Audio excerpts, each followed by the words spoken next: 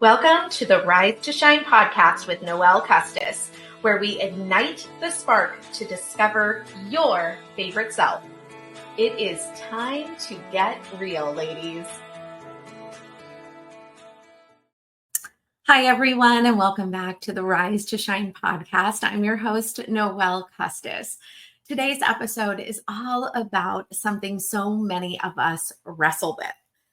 How to bring joy back into the holiday season. December, it's such a magical time, but let's be real. It's also one of the most stressful times. We have just wrapped up the month of Thanksgiving, and now we're off to the races with more, and more. I'm sure some of you are feeling that way. We get so caught up in the to-do list, the perfectionism, and the pressure to create all of the perfect experiences, especially when it comes to the month of December. You know, sometimes we lose sight of what the holidays are truly about. Joy, connection, love, and spreading kindness to those that are around us. And when we let stress take over, others, especially our family, can feel it too. I promise your energy is rubbing off on everybody else. And then, of course, other people's energy is bouncing off of us. So today we're going to flip the script a little bit. And we're going to talk about creating a season filled with peace, simplicity, and happiness. And not just for ourselves, but for the people that we interact with, that we come in contact with.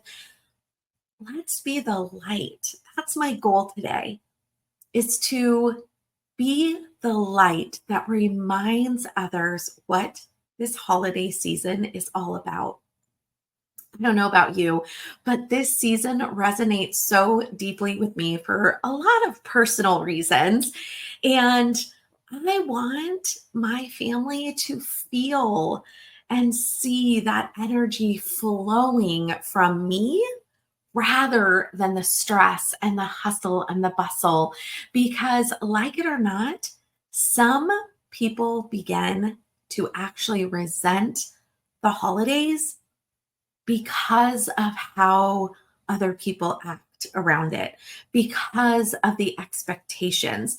Not to mention, this time can be a very sensitive time for people. There are financial struggles, there's loss, there's loneliness, and many other factors where the holidays just can trigger us as humans. I've been there.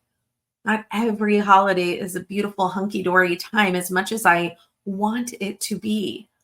And this is why being a light during this time is so important to me. Now, I'm not going to lie, of course, it also resonates with me because, you know, my name is Noelle. And as you will hear in the first episode, if you remember back then, in the first episode, I talk about how I love this season. And there's just something in me that feels the energy, but in such a good, positive way. And I, again, my name is Noelle. I was born on December 14th. However, I was due on Christmas, just came a little early. So maybe it's just like in my veins that this is the season that I love. But I understand that it's not for everybody. However, we all still have to move through them. So why not be the light so we can have that ripple effect, right? And if you're someone maybe that doesn't love the holidays, maybe this episode will inspire you to embrace something new, something that may resonate with you, to create a new tradition or revive an old tradition to bring back the spark of this season. So this episode is going to be jam-packed with ideas for embracing both old traditions and starting new ones to keep the joy alive. I did a Facebook poll, an Instagram poll, to see what it was that y'all wanted to listen to and hear about during the season. And this was overwhelmingly the response, is that you wanted to hear about how to bring simplicity and joy back into the holiday seasons by old and new traditions. So make sure that you got a pen and paper if you are able to. If not, make sure you download this episode, because I promise you're going to leave with some inspiration for your own holiday season. So holiday seasons, going back, again, it really is meant to be a season of joy, but how often does it feel like exactly what I was talking about at the beginning? Stress. We're running around trying to do all of the things. We're wanting to host the perfect party and buy the perfect gifts, decorate the perfect house. And in the process, we start to lose all of that magic. And here's the thing. Again, when we're stressed, we aren't just affecting ourselves, our loved ones, our kids, our partners, our friends. They start to feel all of that too. And sometimes it makes other people dread the holidays instead of enjoying them. So we have the power to change that. We can set the tone for our families and what's happening in our home, and for our friends, and even for strangers that we encounter along the way during the season. And when we start to simplify and choose what matters most and and start to bring joy and kindness to others, we actually really do create that ripple effect that I mentioned. And it really doesn't matter what your faith or your background is. It's just a matter of being present and being in the moment, smiling. And when you're on the roads, you're not honking your horns, and you're being patient, and you're not screaming and yelling in a parking lot or running into each other, but opening a door for someone walking into the store that is crowded. You get the point. So let's start thinking about December specifically, and let's make it about that love and connection in our communities and beyond, and say yes to some old traditions, new traditions, and let's have some fun in this episode today. So going back to traditions, they really are such an important piece, because what they do is they connect us to our past, they connect us to our families, and traditions also give us a sense of belonging. So I want you to remember that as we're talking about that. For me, one of my favorite traditions that holds a special place in my heart is our baking day with Grandma, fondly known as Gigi or Glam Graham. She was in a previous episode. You can hear her with my mom and my daughter. And we love to make cookies and candy, cakes, her Christmas pudding pie, which is my favorite still to this day. And I always insist that that is made on Christmas Day. Well, guess what? She is almost 94 years old, and we still have a baking day. I remember it from when I was a little girl, and it has just moved up. So now my grandma gets to sit in her kitchen. We're all dolled up in all of our Christmas clothes or jammies. We have our Christmas aprons on. We've got all the Christmas music queued up, all of her favorites, by the way. And she gets to watch not only her children, but her grandchildren and her great grandchildren baking. And what's so cool about it is that probably about 10, maybe even 15 years ago, she thought of creating and making for all of us as our gifts a cookbook of all of the family recipes and all of our favorites. And she has a whole baking section in there. And so we pull that out and we bake all day long. And let me say, it is so fun. That kitchen is buzzing. We are laughing. Everyone has a job because we don't mess around in that kitchen. And it truly is just a beautiful day. And the best part is just seeing my grandma love on it. And she knows, because I've promised her, that we will carry on this tradition. And that is so important to her. And I just think that it's such a beautiful feeling when we get to hear our grandparents tell their stories, no matter how many times we've heard them, that we get to sit in that kitchen and we get to hear her tell her stories. And I want that to be the legacy that we continue to pass on. So, all of these old traditions, they bring us back to childhood, the love that comes with them, the love that came before us, and the memories that we want to pass along. So I would love to ask you, what are some of your old traditions? Do you have those? Maybe you haven't thought about this for a while. So let's just kind of like jog our memories and think about maybe some of those older traditions. So maybe it's decorating the tree together. So some will go back to stringing popcorn together. Or what about those ornaments that your kids made in grade school? The little handprints, all of those things, whether you put it on your grandiose, beautifully decorated tree, or you have a separate tree that just has all of those memorable ornaments. I just think it is so special. I do a combination of both and have some fun with it. What about using old china? Maybe china that you'd only pull out for, a special occasion such as this. I love pulling out our china that's been passed along to me from grandma. What about going and driving around and looking at the Christmas lights or a special Christmas parade that may be happening in your town that you guys have gone to over and over again? Or maybe you did that as a child and you want to revive that back into your family. All of these are so great. I love it because it just brings, again, that sense of community when we are doing that. One of the favorites that we have is the advent calendars. We now just simply go to Trader Joe's and we buy the cute little cardboard box. I should have brought this in to show you because we've already gotten those for the year. My kids insist, and I have a 15-year-old and a 22-year-old. So this just goes to show how it's still important for them, right? Those are super fun. And let's see. Candlelight services. If you are a spiritual person, if you are someone of faith, and you might go to the midnight service or the candlelight service on Christmas Eve, all of those things are beautiful traditions that really bring together the family and the family values, right?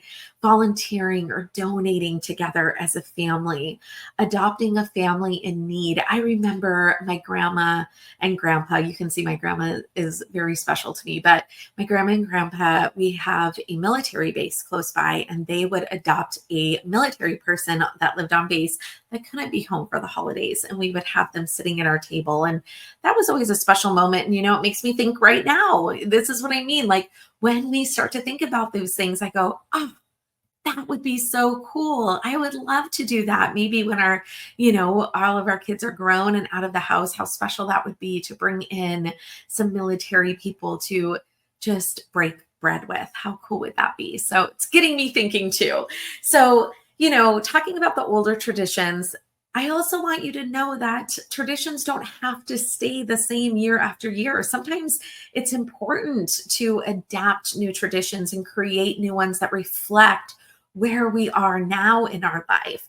I've had so many people ask me, what are some new ideas, or maybe, what's a way that we can change things up a bit? And I use an example all of the time because it really is something that we've adapted to. We changed due to a hard time in our life. It was the first Christmas that my kids weren't going to be with their dad. We had split up. And so this was a Christmas that we were actually just spending at my mom and dad's house. And it was quiet. We were used to all having a big traditional Christmas Eve, going to church, having a big party and Christmas exchange. We did a big, huge thing, but we wouldn't get home until super late at night. It was exhausting. It was a big day. But when this happened and we were having a much smaller Christmas Eve, my daughter said, "Mom, can we just stay home this Christmas Eve?" And at first it broke my heart because I didn't want to give up this tradition that was always so beautiful. But I wanted to hear what she had to say. She was about 12 years old, so she had a lot of wisdom at that time and just was reflecting. And I asked her, what would she want to do? And she said, "I just want to be in Christmas jammies and I want to order In-N-Out Burger." Now, In-N-Out Burger, if you guys don't know, it's definitely a California thing. You've probably heard of it, but it was also one of the very few places that were open on Christmas Eve too. So that was another reason. But she just wanted to watch a Christmas movie and cuddle up. So guess what? 10 years later, we are all still getting Christmas jammies, ordering In-N-Out Burger, and watching a Christmas movie. It is the highlight to our 48 hours of celebrating, and I love it. And we all look forward to it so much. So you never know where new things can start. So whatever season you're in your life, meaning whatever you're going through, maybe it's time to try something new and bring something along that's fresh, or change it up, and don't feel bad about that, because you never know. And if it doesn't work out, you change it. It's all good, right? So here are some ideas of new traditions that you might want to try. I reached out to lots of friends and families that I know that love the holidays and do different things. And so these were actually ideas given to me from other people. So one of them, a family very close to me, they love on Christmas night, after all is said and done, and it's like everyone's eating the leftovers and have the dessert, and you're kind of like, whew. They have a karaoke night with their family, and they have a blast. It always looks so fun. I get to see the videos. It's hilarious. So think about that. Maybe it's a karaoke night. What about here's another idea, an acts of kindness countdown, where you spread kindness every day of December. So they created a calendar, and every day it's like, one day is, write a letter to a family member, send a sweet text message to a friend you haven't talked to. What's some other ones? Gosh, she told me a bunch of different, ones that she did, but I just thought that is so cool. And they were little things. It wasn't even always like big things. It was just very simple things. Leave a sticky note. That was one. Leave a sticky note on the bathroom mirror telling someone to have a good day in your family. Like, okay, those are so cute. And I just love those ideas. So anyways, that was a great idea. Starting a Christmas morning with a special breakfast. Now, I know for us, it's all about the cinnamon rolls. We don't have those all year long, but on Christmas morning, it's always cinnamon rolls and an egg dish of some sort. I changed that part up, but it's always cinnamon rolls. And I did marry a Greek 6 years ago. So now, after we have our cinnamon rolls and egg dish, we always start making the appetizers, because I host Christmas and everybody loves the spanakopita. So we make that from scratch right away in the morning. And we also make bacon, we wrap dates with bacon, and then we also make a brie dip that my grandma loves, because it's all about glam gram these holidays. Everything she wants, she gets. She's been serving us for so long, and so now we feel like it's our turn to serve her. So it's so fun. Another one is dedicate one night in December as a tech-free, cozy family night with hot apple cider or hot cocoa. I thought that was so cute, and I love that. It's kind of like our Christmas Eve night watching a holiday movie, but you can do it any night in December. We have a new family tradition, and this is something kind of fun. So if you want to, borrow it from us, do it. I'd love it. We do a neighborhood tradition, and a group of us that live on our particular street. We go around one evening and we judge the Christmas lights in our neighborhood. So we walk around the whole neighborhood and we judge the lights, and we pick a first place winner, and they get a bottle of wine with a card telling them how much we appreciate their thoughtfulness in making our community beautiful during the season. And we've done this for the last 3 years now, and the buzz has gotten out, and it is hilarious because everybody wants to win. Well, guess what? It's a win-win in the community, because not only do we have fun, but everybody else is trying to one up each other. So our community looks amazing every single year. So it's kind of fun. Christmas cookie decorating contest. This is another idea someone had, turning baking into a fun competition with family or friends, and each person decorates a cookie, and then the group votes on the most creative design. Thought that was super cute. Elf yourself gift drops, kind of like You Got Booed, where this family secretly drops off small holiday surprises like cookies or treats in a little Christmas basket or bag for neighbors or friends, with a note that says, "You've been elfed." How cute is that? These are just like things that are going to make other people smile, and it's so unexpected. And I love that. virtual holiday party with loved ones. This family, they have family that lives all over different countries, different parts of the nation. So they do a virtual Zoom. They have an ugly sweater contest and they sip hot cocoa. Like they just, kind of have their own little celebration over Zoom and they play bingo. There's a virtual bingo app that they said that they play and they all play bingo and they have little prizes. So I thought that was so cute. Here's a new trendy one. This is the holiday themed charcuterie night. So this is where if you have like maybe a bunko night or maybe a girls night, or perhaps you just do a family event.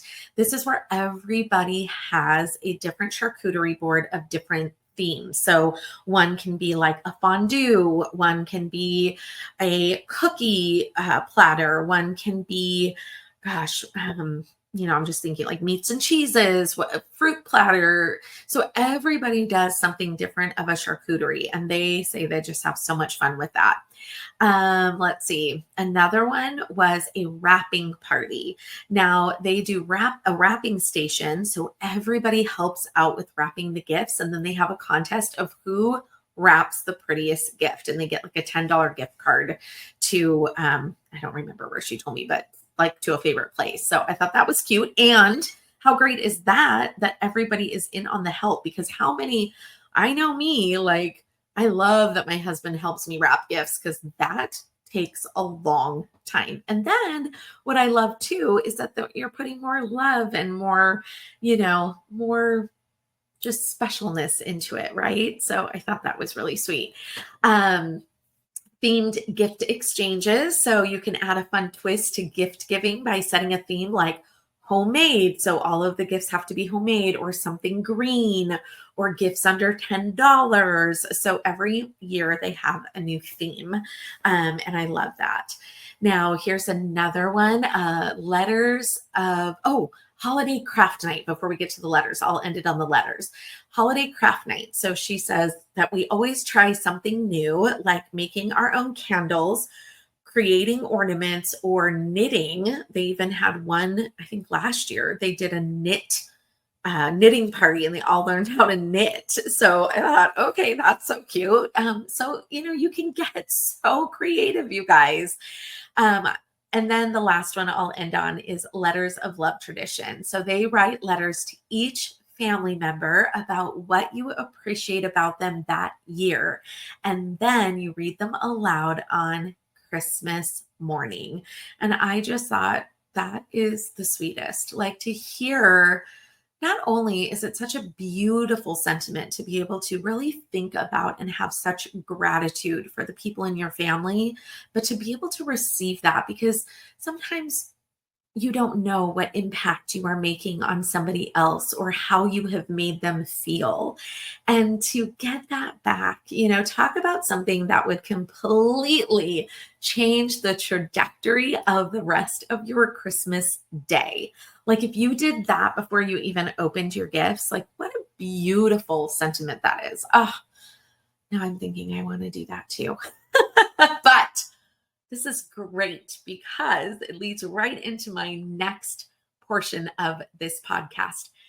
First of all of these things do not have to be big or complicated. Sometimes those simplest traditions, like working on a holiday puzzle together or having hot cocoa together, looking at lights, become the most meaningful. Because I want you to remember that the goal is to create memories that feel good, not to address and have more stress. And we're having the ripple effect of being the light. So, with that being said, practical tips for simplifying the holidays. You guys, pick your non-negotiables. Choose 2 to 3 things that are most important to you and your family.